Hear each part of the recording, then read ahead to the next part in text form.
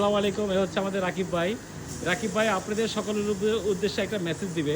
শুনুন রাকিব ভাই, আমাদের এখানে জুমার নামাজটা অনেক কষ্ট, অনেকে পড়তে পারে না। এই জন্য কি করা যায় বলেন তো? দেখেন জুমার নামাজ বিশেষ করে 12টা 30 থেকে শুরু হয় বিশেষ করে সাধারণত।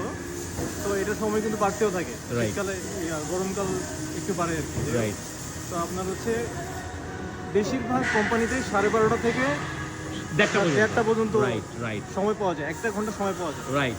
তো আপনার জুমার নামাজে বেশি কিছু লাগবে না, খালি মুয়াজ্জিন আমার সামনে আজান দিবে, আমি ইমাম, আমি বসে আছি, আমি হচ্ছে দাঁড়াবো, খুতবা দিতে হবে। তো খুতবাটাই তো ঝামেলা, খুতবাটাই মেইন ইম্পর্টেন্ট, খুতবাটাই তো ঝামেলা। রাইট। আমি ইমাম, আমি দাঁড়ালাম, আপনাকে খুতবা দিয়ে এখনই শোনাচ্ছি। আমি দাঁড়ালাম, সুবহানাল্লাহ, আলহামদুলিল্লাহ, লা ইলাহা ইল্লাল্লাহু, আল্লাহু আকবার, শেষ। বসলাম, বসে আবার উঠলাম। যে কোনো একটা সূরা তো পড়ে আমরা মুসলিম হিসাবে, রাইট, যে কোনো একটা সূরা পড়লেও হবে। আপনি যদি সুবহানাল্লাহ আলহামদুলিল্লাহ না বলেন, যে কোনো একটা সূরা পড়েন তাও হয়ে যাবে। শুধুমাত্র মাশাআল্লাহ, এত সহজ। ইখলাস সূরাটা তো আমরা অনেকেই জানতাম না। ইখলাস সূরাটাও তো পারেন, সবাই পারে মোটামুটি। হ্যাঁ জানি, আলহামদুলিল্লাহ। ইখলাসের প্রথম একটা আয়াত বলবেন, তারপরে আয়াতগুলো পড়বেন, বসে তারপর আয়াতগুলো পড়বেন, শেষ। তারপর হচ্ছে দাঁড়ায় যাবেন, সবাইকে নিয়ে দাঁড়ায় যাবেন।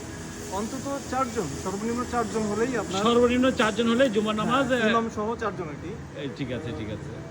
এইজন্য যাই হোক ভাইয়া, এই যে রাকিব ভাইয়ের মাধ্যমে আমরা সবাই এই তথ্যগুলো জানলাম, এবং রাকিব ভাইয়ের জন্য এই জন্য অবশ্যই তাকে একটা সেলুট, তার প্রাপ্য, তাকে আমার তরফ থেকে ধন্যবাদ জানাই, এবং সবাই ওনার জন্য বেশি বেশি করে দোয়া করে দিবেন। অবশ্যই এটা শেয়ার করে দেওয়ার চেষ্টা করবেন, কারণ এই তথ্যটা অনেকেরই জানা নেই। এই জন্য যত পারবেন শেয়ার করে দিবেন। আমরা যারা আছি সবাই নামাজ থেকে বঞ্চিত, রাইট। এটা তো দেখি তো ভাই, আমি দেখি। দেখেন, আমি কুরআনকে বলে দিচ্ছি যে ভাই, যদি আমাকে মাগরিবের নামাজ পড়তে দেয় তাইলে ওভারটাইম করব, যদি না দেয় তাহলে করব না। ওয়াও, মাশাআল্লাহ। টাকা দিয়ে কি হবে? তিনটা জিনিস আপনার সাথে কবরে যাবে, জি, আত্মীয় স্বজন, বন্ধু বান্ধব, আপনার পরিবার পরিস্বজন, আপনার সম্পদ, আর একটা হচ্ছে আমল। সবাই ফিরে আসবে, কি থাকবে? আমল থাকবে। আমল বন্ধু হয়ে আপনার সাথে থেকে যাবে। যাক, অনেক ধন্যবাদ আপনাকে এত সুন্দর করে কথা বলার জন্য।